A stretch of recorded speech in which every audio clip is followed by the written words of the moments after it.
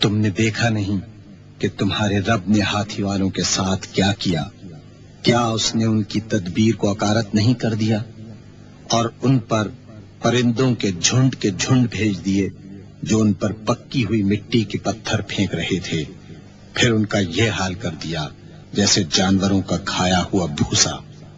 جس سال یہ واقعہ پیش آیا اہل عرب اسے عام الفیل کہتے ہیں۔ اسی سال حضور اکرم صلی اللہ علیہ وآلہ وسلم کی ولادت مبارکہ ہوئی۔ آپ صلی اللہ علیہ وآلہ وسلم جس زمانے میں پیدا ہوئے مکہ بت پرستی کا مرکز تھا، خود کعبے میں 360 بت رکھے ہوئے تھے۔ دیگر رسوم جاہلیت بھی عام تھیں، لوگ اریاں ہو کر کعبے کا طواف کرتے تھے۔ سن 2 ہجری میں تحویل قبلے کے ذریعے بیت المقدس کے بجائے کعبے کو قبلہ بنانے کا حکم آیا۔ اس وقت سے لے کر آج تک بلکہ قیامت تک مسلمان اسی رخ منہ کر کے نماز پڑھتے رہیں گے انشاءاللہ۔ تحویل قبلہ کا ذکر سورہ بقرہ کی 144ویں آیت میں ملتا ہے۔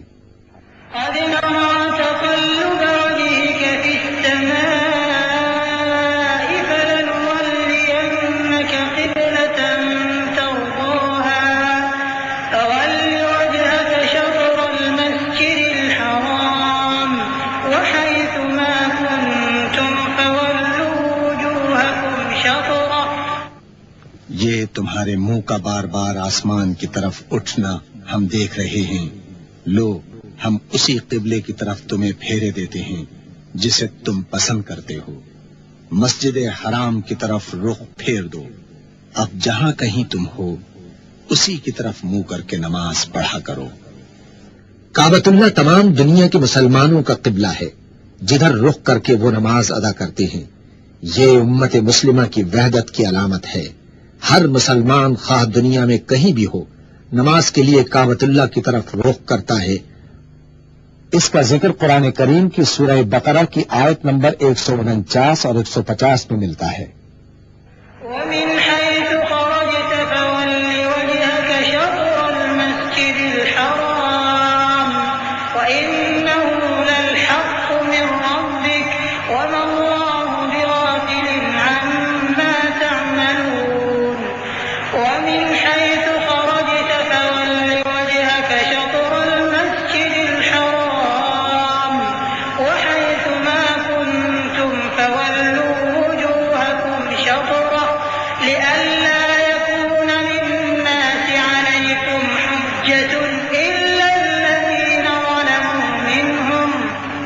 تمہارا گزر جس مقام سے بھی ہو وہیں سے اپنا رخ نماز کے وقت مسجد الحرام کی طرف پھیر دو، کیونکہ یہ تمہارے رب کا بالکل برحق فیصلہ ہے، اور اللہ تم لوگوں کے اعمال سے بے خبر نہیں ہے۔ اور جہاں سے بھی تمہارا گزر ہو اپنا رخ مسجد الحرام ہی کی طرف پھیرا کرو، اور جہاں بھی تم ہو اسی کی طرف منہ کر کے نماز پڑھو، تاکہ لوگوں کو تمہارے خلاف کوئی حجت نہ ملے۔ مسجد حرام کے معنی ہے حرمت اور عزت والی مسجد۔ اس سے مراد وہ عبادت گاہ ہے جس کے وسط میں خانہ کعبہ واقع ہے۔ صفا و مروہ۔ صفا و مروہ دراصل 2 پہاڑیاں تھیں جن کی چوٹیاں مسجد الحرام کے شمالی حصے میں واقع تھیں۔ اس کے قریب ہی وہ جگہ تھی جہاں حضرت ابراہیم علیہ السلام اللہ تعالی کے حکم کی تعمیل میں اپنی نیک بی بی حضرت ہاجرہ اور اپنے فرزند حضرت اسماعیل علیہ السلام کو چھوڑ گئے تھے۔ پانی کی تلاش میں حضرت ہاجرہ نے صفا و مروہ کے درمیان 7 چکر لگائے تھے۔ ان پہاڑیوں کا درمیانی حصہ نشیب میں تھا، لہذا بی بی ہاجرہ ننھے اسماعیل کی نظر سے اوجھل ہو جانے کے سبب اس جگہ سے دوڑ کر گزرتی تھی۔ بی بی ہاجرہ کی اس سعی کو اللہ تعالی نے بے حد پسند اور مقبول فرما کر ننھے اسماعیل کی ایڑیوں کی رگڑ کی جگہ نہ رک سکنے والا پانی جاری فرما دیا، جس کو بی بی ہاجرہ نے مٹی اور پتھر سے گھیر کر زمزم یعنی ٹھہر جا کہا، جو زمین پر بہنے سے تو رک گیا مگر ایسے خشک ریگستان میں لامحدود مقدار میں جاری و ساری ہے، اور ہزاروں سال سے زمزم کا پانی اللہ تعالی کے انعام و اکرام کا مظہر ہے۔ چنانچہ ہر حاجی اور عمرہ کرنے والے کو بی بی ہاجرہ کی پریشانی اور پانی کی صحیح کی اتباع میں صفا اور مروہ کے درمیان 7 چکر لازمی لگانے کا حکم ہے، اور یہ حج اور عمرے کے مناسک میں شامل ہے۔ قرآن کریم میں سورہ بقرہ کی 158ویں آیت میں ارشاد ہوتا ہے،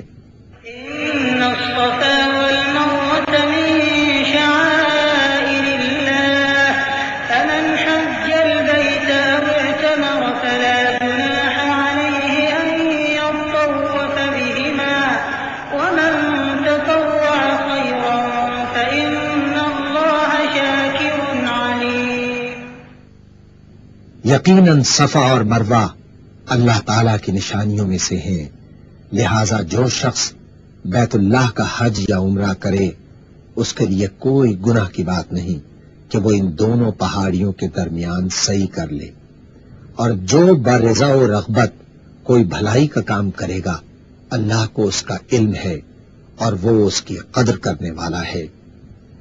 سن 8 ہجری میں آپ صلی اللہ علیہ وآلہ وسلم نے اللہ کے حکم سے جنگ و جدال کے بغیر مکہ فتح کیا۔ اس سے اسلام میں ایک نئے دور کا آغاز ہوا۔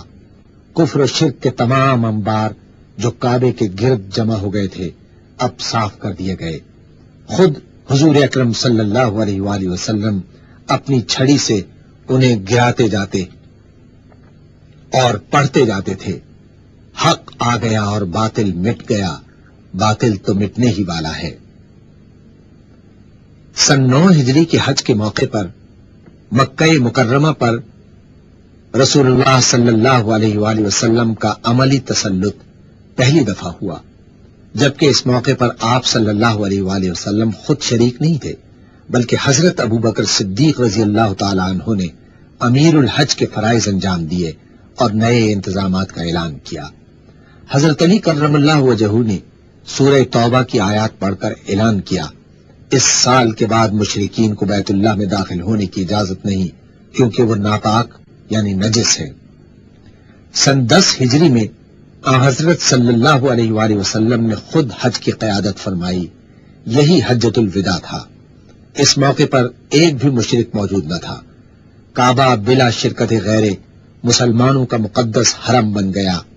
حج کے اکثر مناسک میں بنیادی حیثیت کعبے ہی کو حاصل ہے۔ سورہ بقرہ میں ارشاد ہوتا ہے، وَإِذْ جَعَلْنَا الْبَيْتَ مَثَابَةً لِلنَّاسِ وَأَمْنًا وَاتَّخِذُوا مِن مَّقَامِ إِبْرَاهِيمَ مُصَلًّى وَعَهِدْنَا إِلَىٰ إِبْرَاهِيمَ وَإِسْمَاعِيلَ أَن طَهِّرَا بَيْتِيَ لِلطَّائِفِينَ وَالْعَاكِفِينَ وَالرُّكَّعِ السُّجُودِ۔ اور یہ کہ ہم نے اس گھر کعبے کو لوگوں کے لیے مرکز اور امن کی جگہ قرار دیا تھا، اور لوگوں کو حکم دیا تھا کہ ابراہیم جہاں عبادت کے لیے کھڑا ہوتا ہے اس مقام کو مستقل جائے نماز بنا لو، یعنی حرم پاک کو، اور ابراہیم اور اسماعیل کو تاکید کی تھی کہ میرے اس گھر کو طواف اور اعتکاف اور رکوع اور سجدہ کرنے والوں کے لیے پاک رکھو۔ کعبۃ اللہ کا حج اسلام کے بنیادی ارکان میں سے ایک رکن ہے، اور زندگی میں ایک مرتبہ ہر آزاد، ذی ہوش، بالغ اور صاحب استطاعت مسلمان پر فرض ہے جو مکہ معظمہ تک سفر کرنے کی جسمانی اہلیت بھی رکھتا ہو۔ اس کا ذکر سورہ آل عمران میں آیت نمبر 97 میں ملتا ہے، وَلِلَّهِ عَلَى النَّاسِ حِجُّ الْبَيْتِ مَنِ اسْتَطَاعَ إِلَيْهِ سَبِيلًا وَمَن كَفَرَ فَإِنَّ اللَّهَ غَنِيٌّ عَنِ الْعَالَمِينَ۔ لوگوں پر اللہ کا یہ حق ہے کہ جو اس گھر تک پہنچنے کی استطاعت رکھتا ہو وہ اس کا حج کرے، اور جو کوئی اس حکم کی پیروی سے انکار کرے تو اسے معلوم ہو جانا چاہیے کہ اللہ تمام دنیا والوں سے بے نیاز ہے۔ حج ہر مسلمان کی تمنا اور زندگی کا بلند ترین نصب العین ہے۔ رسول اکرم صلی اللہ علیہ وآلہ وسلم نے باوجود استطاعت کے حج نہ کرنے والوں کے حق میں ارشاد فرمایا، جو شخص زاد راہ اور سواری رکھتا ہو جس سے بیت اللہ تک پہنچ سکے اور پھر بھی حج نہ کرے تو اس کا اس حالت میں مرنا یہودی یا عیسائی ہو کر مرنا برابر ہے۔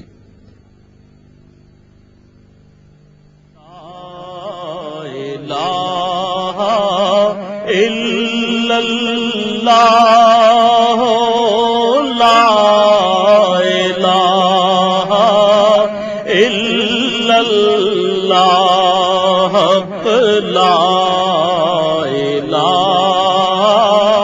الا اللہ، لا الہ الا اللہ، محمد رسول اللہ۔